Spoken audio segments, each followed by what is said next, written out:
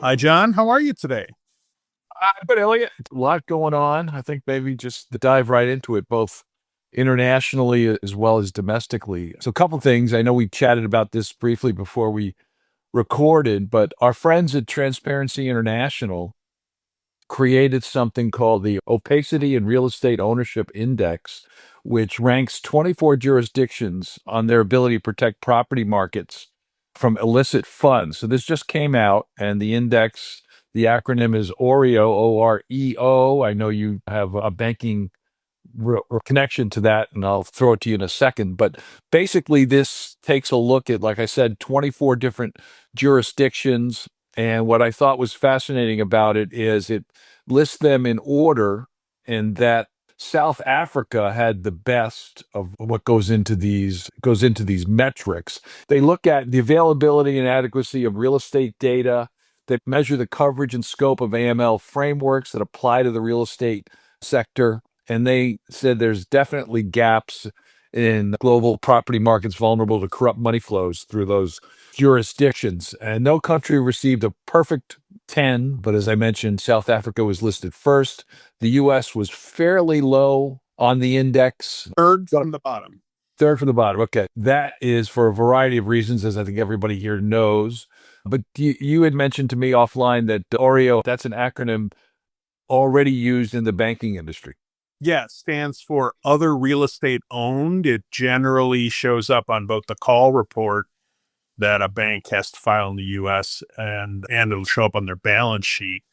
And it's a real estate that the bank owns, but it's not operating real estate. So it would be repossessed real estate from bad loans and things like that. And it's a metric that is one of a complex group of metrics that are an indication of a bank's health. Right. And the executive summary lists, again, the rationale for the metrics. As I mentioned, the best overall performer was South Africa, and then Singapore and France. As you mentioned, the US was third from the bottom. Just randomly here, Australia was the worst in terms of these metrics. And the middle of the pack is Norway, Spain, Canada's toward the bottom. It's another great example of what these various groups can do in terms of anti-corruption metrics. So I thought it was important that we reference that, and it's available on TI's website. Yes. Two other things. So they talk about the two pillars that you mentioned, data and ML framework, and focusing on the US. We were above the middle of the pack in terms of the real estate data, but we were dead last on anti money laundering framework. I think this is valuable, and I would expect we'll see it, if not annually, periodically. They also did this in conjunction with the Anti Corruption Data Collective, which is another organization to be aware of. Another report that was issued just from NASDAQ Verifin, and we're going to do a podcast with one of the authors of the report sometime in the next week. This is the 2024 Global Financial Crime Report. This is focusing on Europe. According to the report, an estimated $750 billion in illicit funds flowed through Europe's financial system in 2023, while fraud losses amounted to more than $100 billion. And in addition to those metrics, they have recommendations about need for collaboration and regulatory change and use of technology. So again, we're going to deep dive into this in the next week or so with the authors of the report. This is again from NASDAQ Verifin, a focus on European related global crime. Something I saw circling back to Transparency International that we didn't talk about before we started, and that is Transparency International is urging Switzerland to avoid weakening its planned beneficial ownership register. They're tinkering with a term of presumption of correctness, which is really about whether the data should be double checked and vetted. And Transparency International points out that Switzerland has a history of watering down reforms under pressure from the banking lobby, and that in the past has led to loopholes. And this review of the language by Swiss authorities is another possible instance of that. And so Transparency International is urging Switzerland not to make a change in the way the statute has been put in place. Beneficial ownership registries are just tough for people to get their hands around, it seems. All right, so sticking with that, there's a number of other things that the Treasury has done, which we will mention, but sticking with beneficial ownership, there was a hearing earlier this week in the House Representatives on a number of topics under the broad category of following the money and how to combat fraud. And so the witnesses talked about a series of issues in that space. I particularly was interested. They had a representative from the Association of Retired Persons, ARP, and she said that they take 500 calls a day from their members when they believe that fraud or scams have been committed against these individuals, which is phenomenal. And so ARP has done a lot in the counter to fraud space.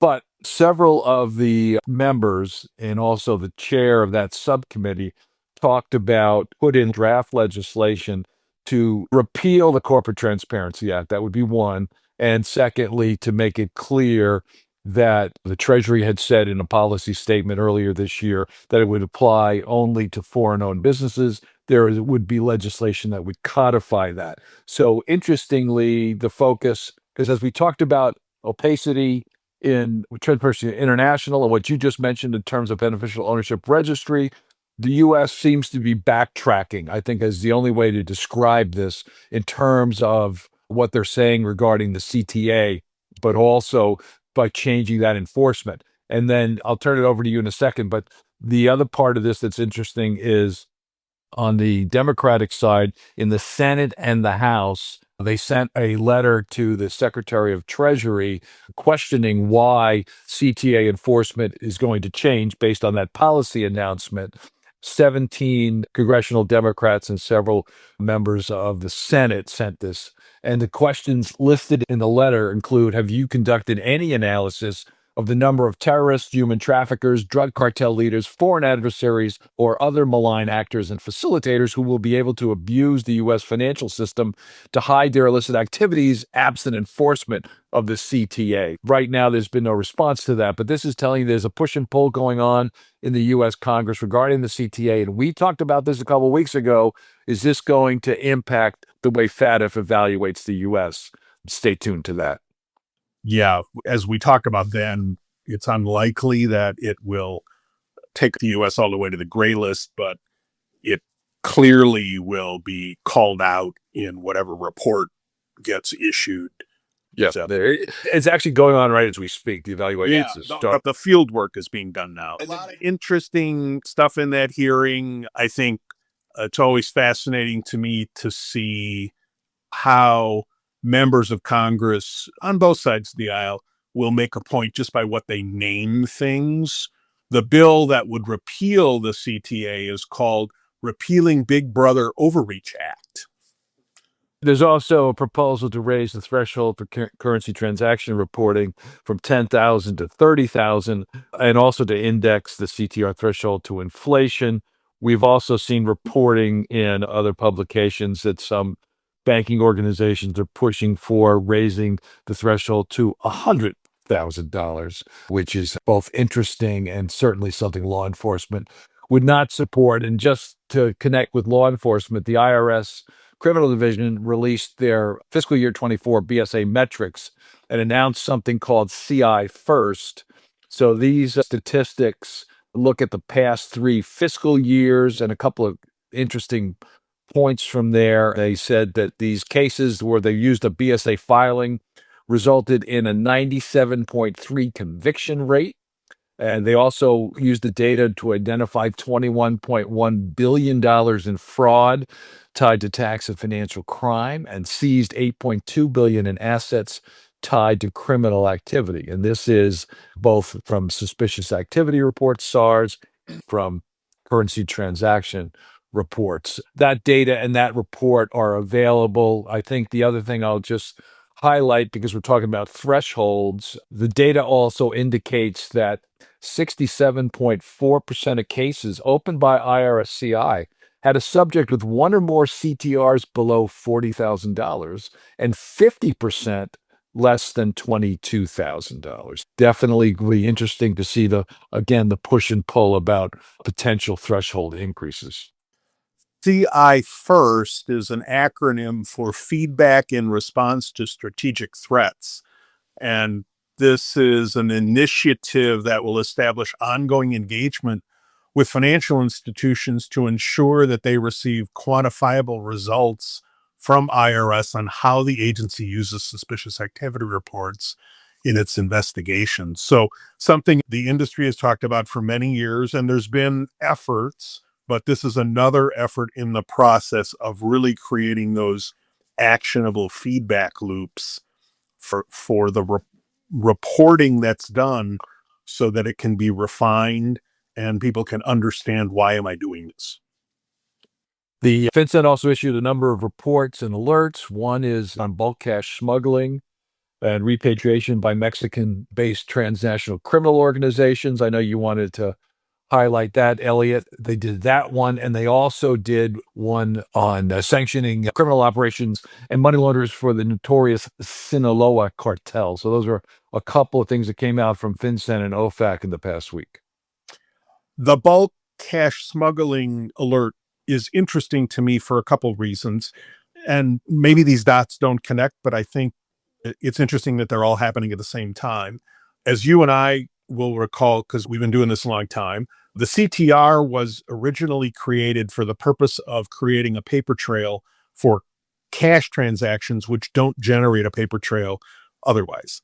At the same time, there was a hearing, as we talked about a few moments ago, that included a proposal to raise the CTR threshold to $30,000 and then have it inflation indexed. And there are other numbers being thrown around, but that's the one in the proposal for the moment. And at the same time, FinCEN is issuing an alert about bulk cash smuggling, which in the past, CTRs have been helpful in identifying and in some cases interdicting. So it seems to me that some kind of through line would be helpful here. I realize we're talking about different parts of the government, but the idea that at a time when we are worried about bulk cash smuggling again, or at least talking about it again, to also be talking about raising the threshold on reports seems misaligned. And also, in addition, like I said, they mentioned the Sinaloa cartel, and there's also an advisory on the financing of ISIS. So all this information and all these releases are available on the FinCEN website, Treasury website, and the OFAC website as well. John, anything else you wanted to talk about?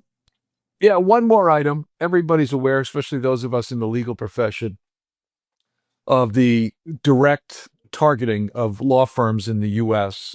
by the current administration. And the question is, some law firms have responded in court. Others have made adjustments. Leave to the listeners to decide on those responses. But the American Bar Association, who I had not heard from on this for a bit now, again, they could have been very involved. We just didn't see anything.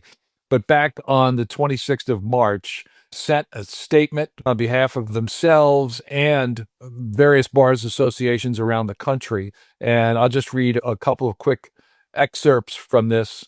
And they said that they endorsed the sentiments expressed by the Chief Justice of the Supreme Court in the 2024 year-end report, that within the past year, we've seen the need for state and federal bar associations to come to the defense of a federal district judge whose decisions in a high-profile case prompted an elected official to call for her impeachment. Attempts to intimidate judges for their rulings in cases are inappropriate and should be vigorously opposed, unquote.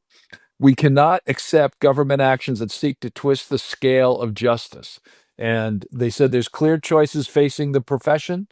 We can choose to remain silent and allow these acts to continue, or we can stand for the rule of law and the values we hold dear. And it ends with, if lawyers do not speak, who will speak for our judges? Who will protect our bedrock of justice? If we do not speak now, when will we speak? Now's the time.